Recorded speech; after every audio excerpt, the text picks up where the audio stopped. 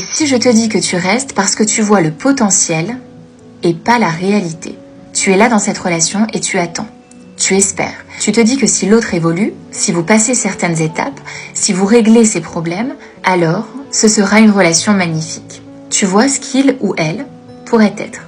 Tu vois le potentiel. Tu te dis, si on fait des efforts, si on travaille sur nous, si on s'accroche, ça va marcher.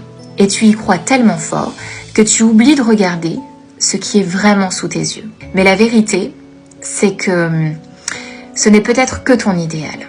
Parce que toi, eh bien, tu imagines un futur où tout s'arrange, où l'autre grandit, où la relation devient plus fluide, plus saine. Mais lui ou elle, est-ce qu'il a la même vision que toi? Est-ce qu'elle veut vraiment de ce changement? Est-ce qu'il est vraiment prêt à évoluer dans cette direction? Parce que c'est ça la vraie question. Pas quelle est la meilleure version de cette relation, mais est-ce que l'autre veut vraiment aller vers cette meilleure version avec moi? Et si l'autre n'a pas la même définition du potentiel que toi, parce que oui, tu vois du potentiel en lui ou en elle, mais est-ce qu'il ou elle a envie d'exploiter ce potentiel?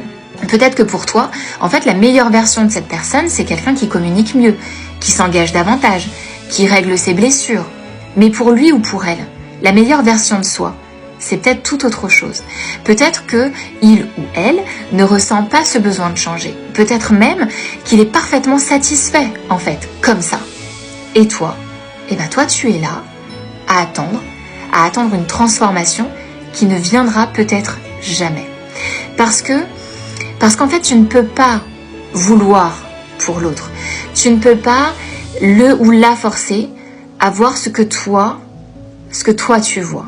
Ce que toi tu vois de ton prisme. Ce que toi tu vois de tes apprentissages. Ce que toi tu vois de tes réparations de ton histoire. Et donc, pourquoi est-ce que toi tu restes malgré tout?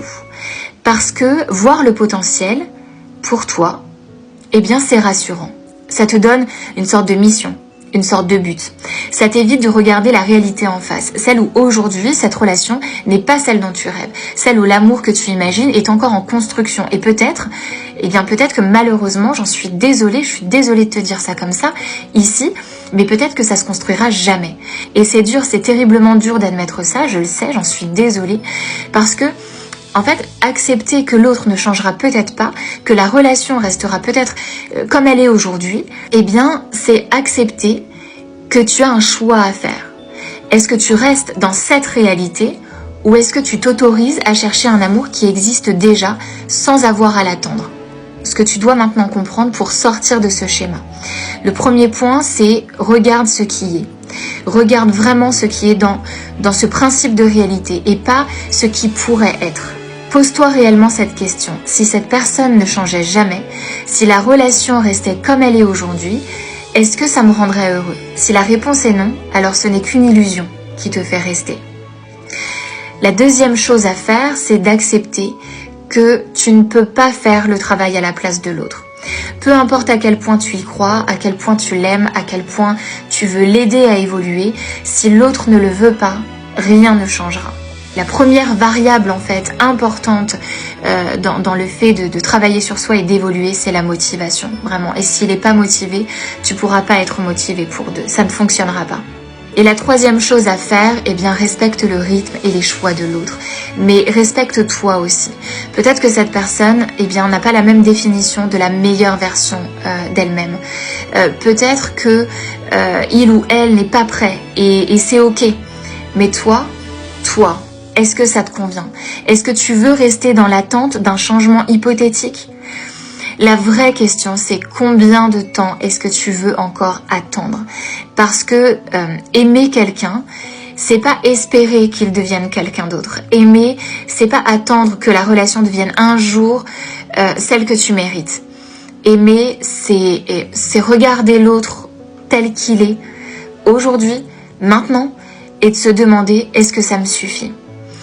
Bien sûr, j'amène une petite variable quand même, c'est de faire la distinction entre ce que la personne semble être vraiment au niveau de sa personnalité et ce que la personne montre et manifeste d'elle au niveau de ses mécanismes de défense. Des mécanismes de défense, ça se travaille, ça se change, ça évolue si la personne est motivée. Si vraiment la personne elle est décidée et qu'elle met des actions en place pour évoluer. Par contre, si c'est sa personnalité profonde, voilà, c'est toi qui décides. Vraiment responsabilise-toi dans ce choix. Alors aujourd'hui, au lieu de voir le potentiel, regarde la réalité. Parce que l'amour ne devrait vraiment pas être une attente infinie. Il devrait être un présent qui te nourrit, pas un futur hypothétique qui ne te fait que patienter.